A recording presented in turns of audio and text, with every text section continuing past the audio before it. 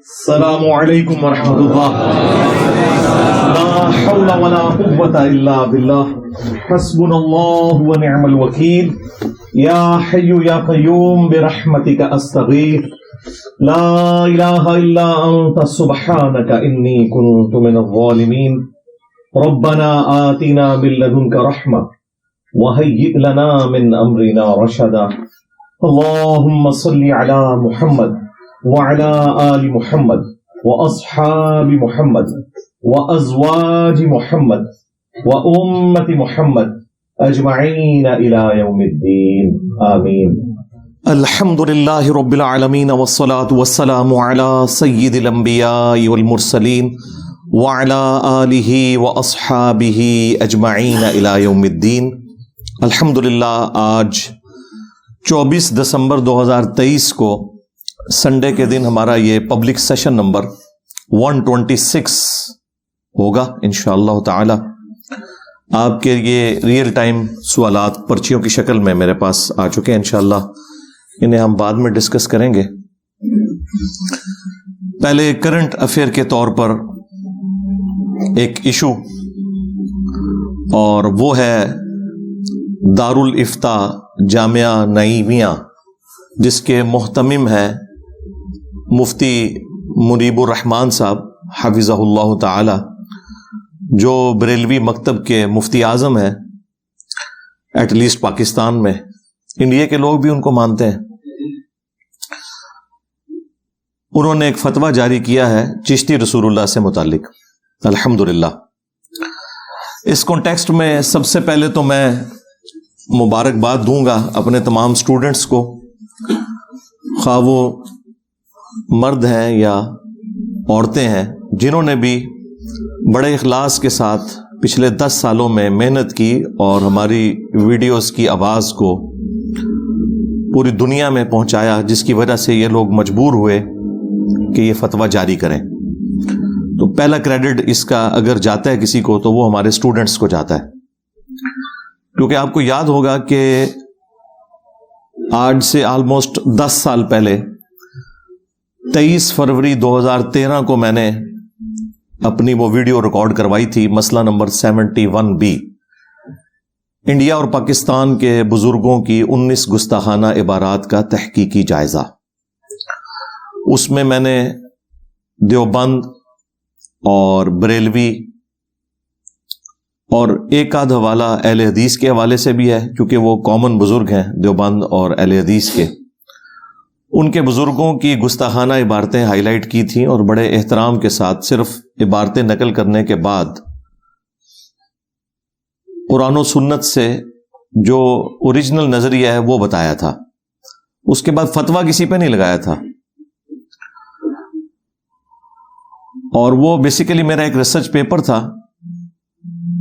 اندھا دھند پیروی کا انجام. اسی کو میں نے ویڈیو کی شکل میں ریکارڈ کروایا تھا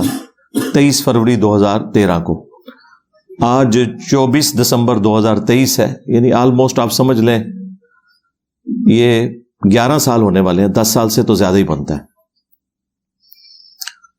18 دسمبر 2023 کو یعنی آلموسٹ 6 دن پہلے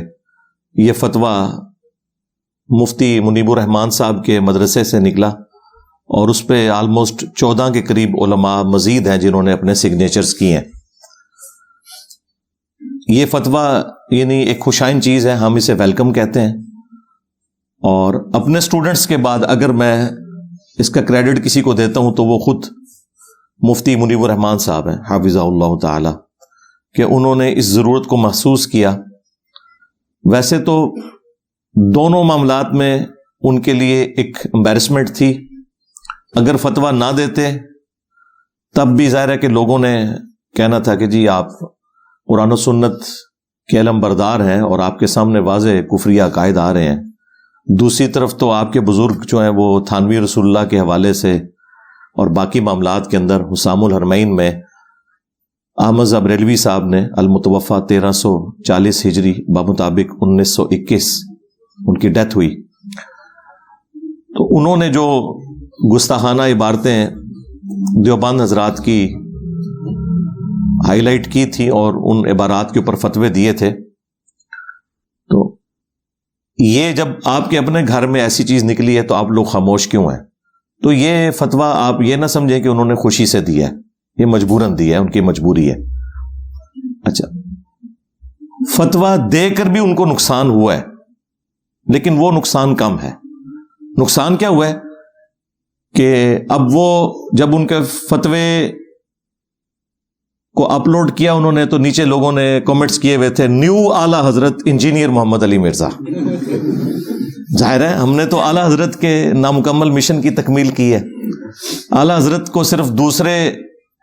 فرقوں کے بزرگوں کے اندر خامیاں نظر آتی تھی، ہم نے اعلیٰ حضرت بھی جن بزرگوں کے ماننے والے ہیں ان کی چیزیں ہائی لائٹ کی ہیں، اور ابھی صرف ایک عبارت کے اوپر فتویٰ ہے، یہ ذہن میں رکھیے گا، یہ بھی 1% کام ہے، 99% کام ابھی باقی ہے۔ یہ نہ سمجھیں کہ یہ ایک فتویٰ دے کے تو ان کی جان چھوٹ گئی ہے،